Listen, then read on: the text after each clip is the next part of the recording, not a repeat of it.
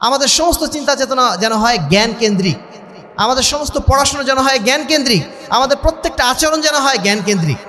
এই জ্ঞান শিক্ষার মাধ্যম দিয়েই আমরা নিজেরা সমৃদ্ধ হব, এই পৃথিবীকে সমৃদ্ধ করব। জ্ঞানের চেয়ে শক্তিশালী হাতিয়ার পৃথিবীতে আর কিছুতে নেই। তার ভাষার মানুষ তাকে বুঝতে পারছে, আমাকে বুঝতে পারছে না। এর মধ্য দিয়ে আল্লাহ রাব্বুল আলামিন তার সৃষ্টির কৌশলটা আমাদের সামনে উপস্থাপন করেছেন। আরবি ভাষা পৃথিবীর সবচেয়ে পুরানো ভাষা এবং আরবি ভাষা হচ্ছে জান্নাতের ভাষা। এই ভাষা আমাদেরকে অবশ্যই শিখতে হবে। আমরা চাইবো যে মার্কাজ থেকে তোমরা যারা বের হও তারা যেন কমপক্ষে আরবি, ইংরেজি এবং উর্দু এই তিনটা ভাষা যেন তোমরা অবশ্যই জানো। আরবি ভাষার মধ্যে একটা সৌন্দর্য আছে। আরবি সৌন্দর্যটা কি?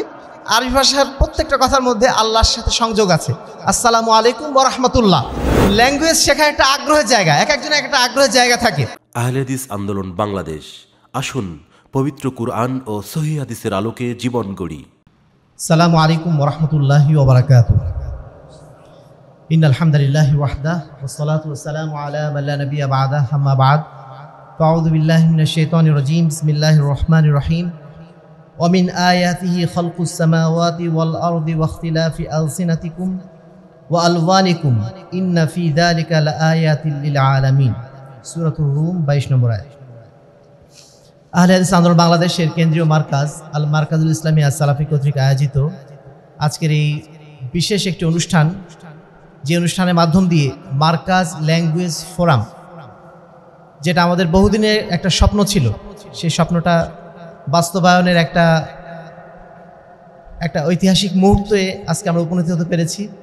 যে আল্লাহ রাব্বুল আলামিন আজকে আমাদেরকে এই পর্যায়ে উপনীত করেছেন, আমাদেরকে একটা নতুন স্বপ্ন বাস্তবায়নের সুযোগ করে দিয়েছেন। তার উদ্দেশ্যে আমরা অন্তঃস্থল থেকে শুকরিয়া আদায় করছি, আলহামদুলিল্লাহ।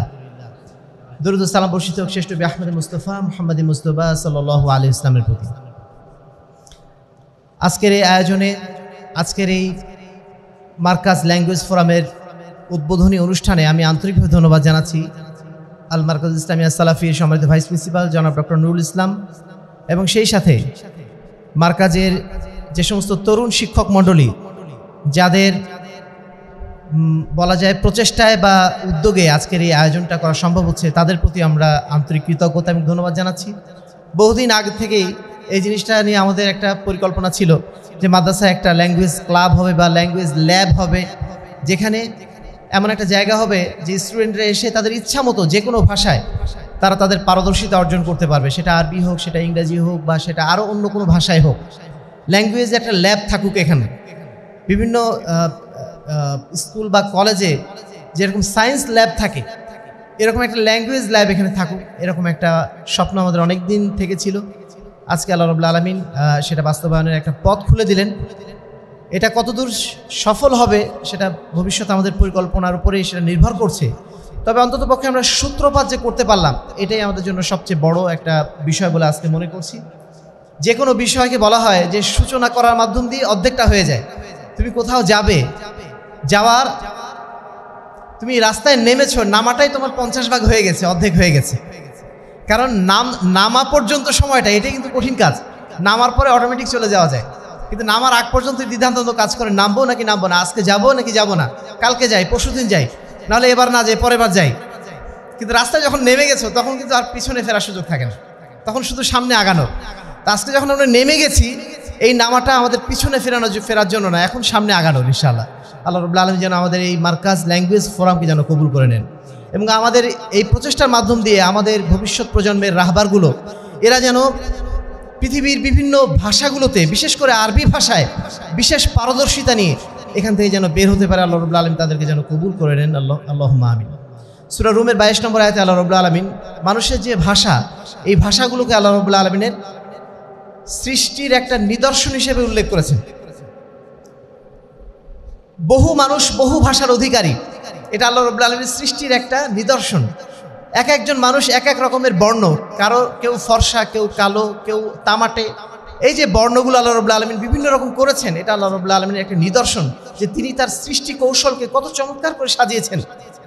একই মানুষ অন্য ভাষায় কথা বলছে, আমি একরকম কথা বলছি, আমার পাশের দেশে গেলে হিন্দি ভাষায় কথা বলে, পাশের দেশে গেলে উর্দুতে কথা বলে। একই মানুষ বিভিন্ন ভাষায় কথা বলছে, আমি তাকে বুঝতে পারছি না, সে আমাকে বুঝতে পারছে না, অথচ একই মানুষ। তার ভাষার মানুষ তাকে বুঝতে পারছে, আমাকে বুঝতে পারছে না।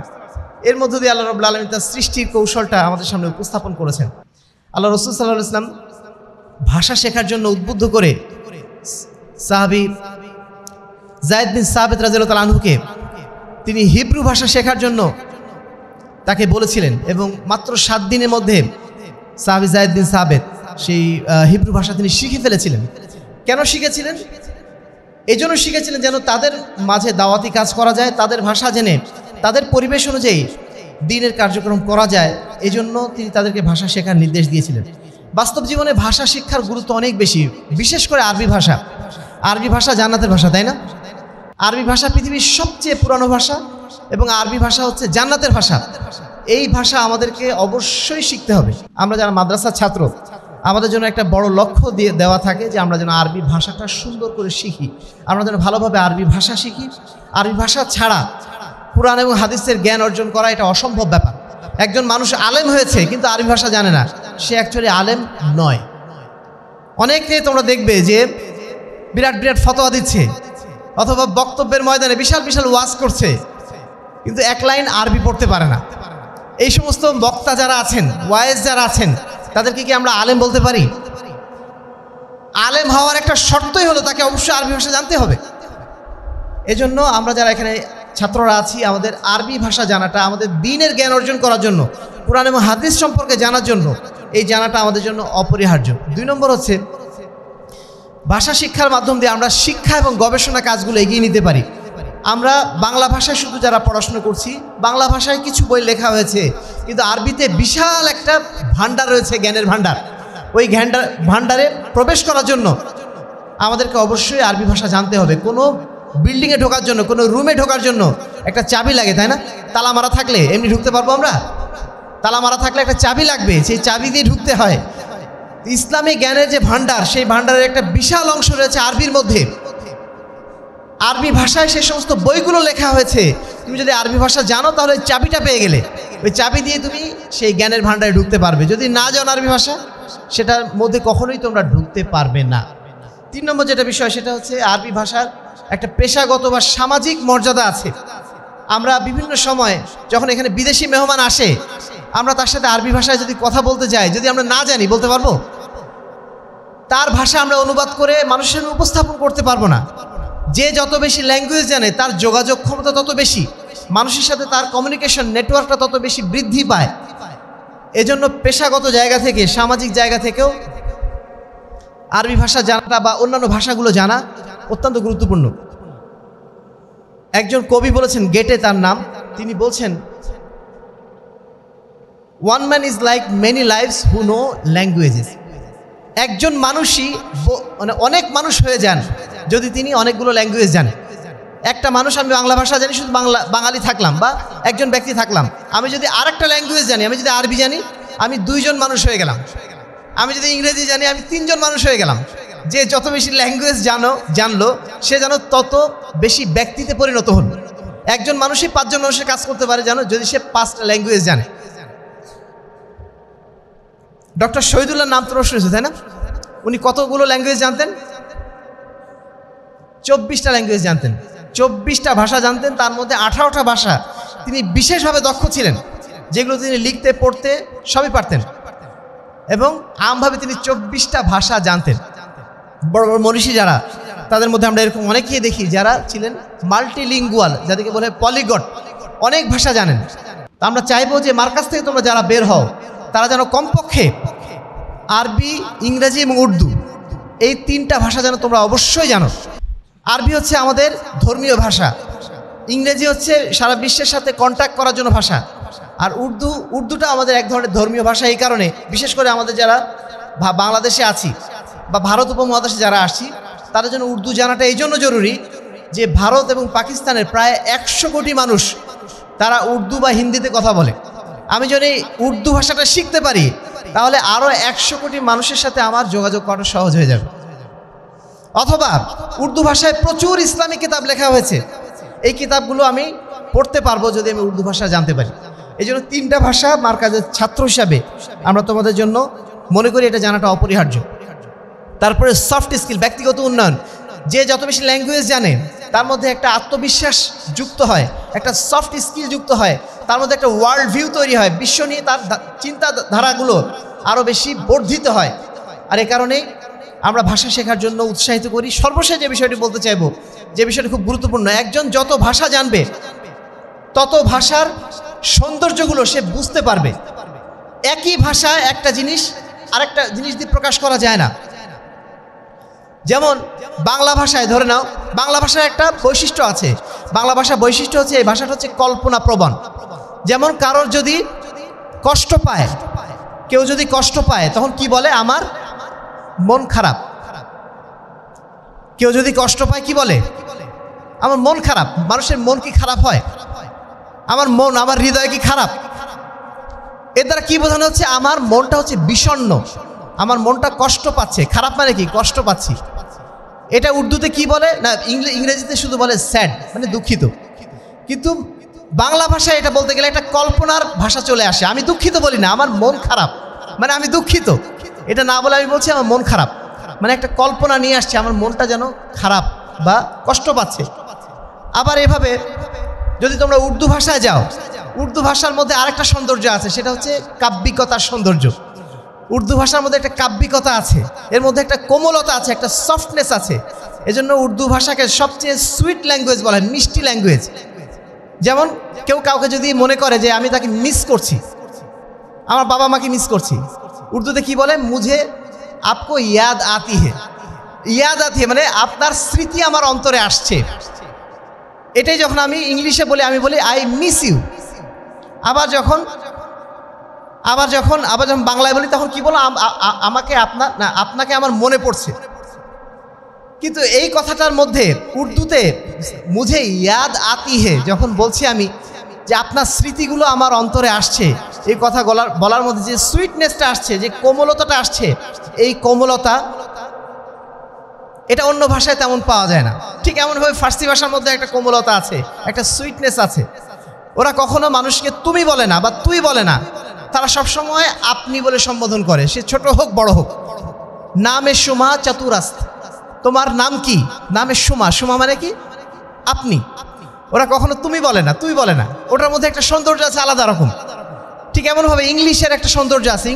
ইংলিশটা হচ্ছে সবচেয়ে পৃথিবীর সহজ ভাষা। সবসময় এরা ডাইরেক্ট কথা বলে, থ্যাংক ইউ, ব্যাস, ধন্যবাদ। আরবি ভাষার মধ্যে একটা সৌন্দর্য আছে। আরবি সৌন্দর্যটা কি? আরবি ভাষার প্রত্যেকটা কথার মধ্যে আল্লাহর সাথে সংযোগ আছে। আসসালামু আলাইকুম ওয়া রাহমাতুল্লাহ, জাযাকাল্লাহ, ফি আমানিল্লাহ, হাফিজাকাল্লাহ, ইহফাযুকাল্লাহ, সবসময় আল্লাহর কথা বলা হচ্ছে।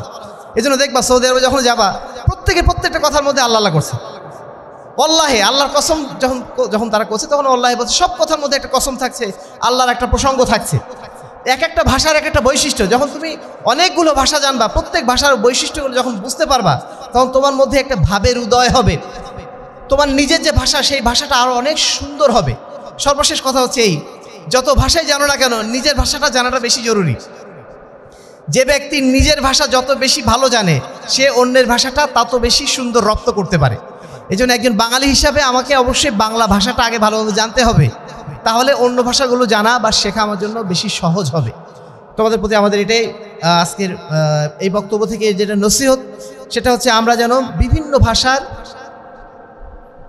শিক্ষার জন্য বিশেষভাবে গুরুত্ব আরোপ করি। বিশেষ করে আরবি ভাষা। আমার নিজেরই ছোটোবেলা থেকে আর ভাষা শেখার প্রতি একটা আগ্রহ ছিল। সেই জায়গা থেকে আমি কিন্তু বেশ কিছু ভাষা শিখে ফেলেছিলাম। পাকিস্তানে যখন ছিলাম, ফার্সি এবং পশতু ভাষা মোটামুটি আয়ত্ত করে ফেলেছিলাম। এখন কিছু ভুলে গেছি, এখন আর চর্চা নেই যেহেতু, কিন্তু ওখানে যে প্রায় শিখে ফেলেছিলাম। তো ল্যাঙ্গুয়েজ শেখা একটা আগ্রহের জায়গা, এক একজনের একটা আগ্রহের জায়গা থাকে। তো তোমাদের ওই আগ্রহের জায়গাটা তৈরি করবে। মার্কাজে আমরা চেয়েছিলাম যে এমন একটা পরিবেশ তৈরি হোক যেখানে আমাদের ছাত্ররা সবসময় একটা পরিবেশ পায়, আরবি ভাষা বলার যেন একটা পরিবেশ পায়। আল বি আল আরবিয়া, একটা আরবি ভাষা বলার যেন পরিবেশ পায়। পাকিস্তানে একটা মাদ্রাসায় গিয়েছিলাম, আহলে হাদিস মাদ্রাসায়, জামে আবু বাকার নামে, করাচিতে। সেই মাদ্রাসায় ঢুকে দেখি সবাই পরস্পর আরবিতে কথা বলছে।